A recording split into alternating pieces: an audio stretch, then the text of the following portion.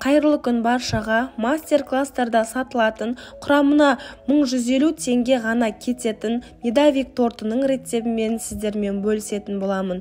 Ол үшін осы видеоны соңына дейін көріп, осы медовик тортты міндетті түрде дайындап көрулеріңіз керек. Өте нәзік, жұмсақ болып шығатын медовик торттарын дайындаймыз. Алып кеттік. Бізге керекті заттар: сармай, жұмыртқа, ұн, қант, мед және де ас содасы. Түбі қалың осындай шұңғыл ыдысымызды аламыз. Оған қантымызды саламыз және де медімізді саламыз. Менің қолданып жатқан медім кәдімгі магазиндерде сатылатын мед. Егер сіздер үйге пайдаланатын болсаңыздар, қымбат медтан пайдалансаңыздар да болады.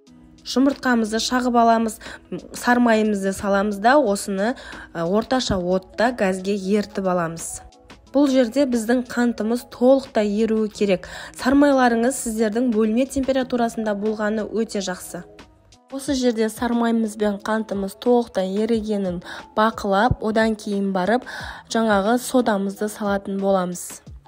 Соданы салғаннан кейін түйір болып қалмауын бақылаңыздар. Сода түйір болып қалмау керек, толықтай араласу керек. Газыңызге де қарап қойыңыз, түбіне алып кетуі мүмкін. Мен де кішігірім түбіне алды. Содамыз толықтай аралас болғаннан кейін отты өшіріп, суытып алып, жақсылап, содан кейін барып ұнымызды саламыз. Рецепт бойынша 400 грамм ұн кететін болады, бірақ та 50 грамм былай ұн алып қоясыздар, плюс-минусқа жүретін болады. Ұнды салғаннан кейін осылай қасықтың көмегімен қозғап аламыз, одан кейін қолдың көмегімен қамырды илейміз. Жаңа айтқанда 50 грамм ұн плюс-минусқа жүреді дедім. Кішкене ұнды салып илейміз. Негізінде қамырымыз жұмсақ, қолға жабысатындай болады. Қолға жабысты деп көп ұн салып жібермеңіздер. Ұнды көп салып қойып, қатты қамыр илеп қойсаңыздар, медовиктеріңіз қатты болып шығады. Егер сіздер сатылымға шығаратын болсаңыздар, осындай тараздың көмегімен граммдарын бірдей қырып бөліп алсаңыздар болады. Ал мен үйге дайындайтын болғандықтан көздің мөлшерімен кесіп дайындап алдым коржықтарымды. Енді ортасын қатты баспай, шет-шетін басып, осындай қамырымызды жайып аламыз да духовкаға салып пісіріп алатын боламыз. Мен осындай формамен өлшеп алдым, сонымен қазір кесетін боламын. 180 градуста беті осылай сәл қызарғанға дейін қойып аласыздар. Одан қатты көп қойып жіберсеңіздер күйіп кетуі мүмкін. Қарап тұрыңыздар. Міне қараңыздар, өте жұмсақ, нәзік болып шықты коржықтарымыз. Мінекей. Дәл осылай қамырларыңызды барлығын жайып, осылай өлшеп пісіріп ала беретін боласыздар. Жұмсақ, сынбайтын коржықтар шығатын болады.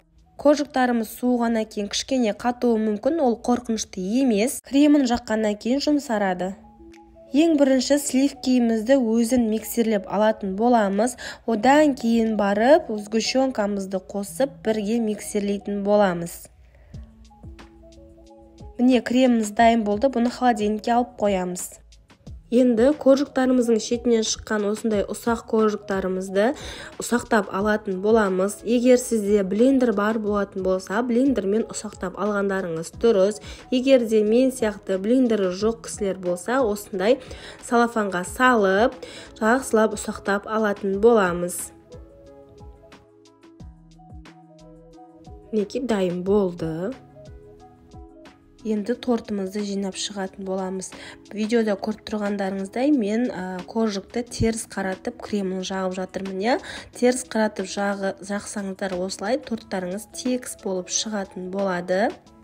Барлық жеріне кремдеріңізді тегізіп жағып шығасыздар.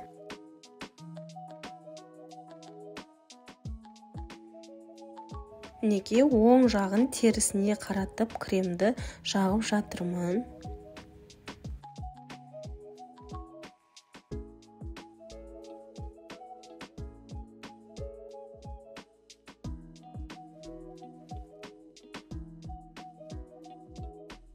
Кремдеріңізді осылай шеттеріне де жағып шығатын боласыздар.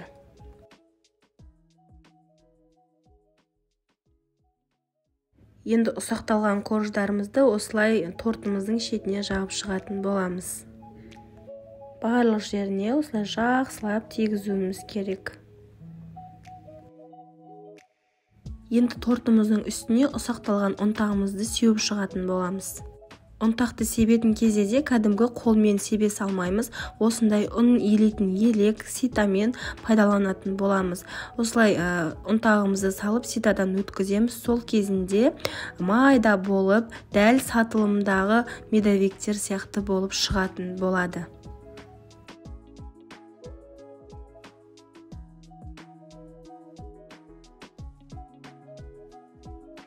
Егер сіздер сатылымға магазинге шығаратын болсаңыздар, немесе заказға қабылдайтын болсаңыздар, магазиндерде, кондитерлік магазиндерде оюлы, әдемі гүлді формалар сатылатын болады. Соны медовиктің үстіне қойып, сахарный пудрамен сеуіп әрлеп шықсаңыздар, өте әдемі медовик шығатын болады.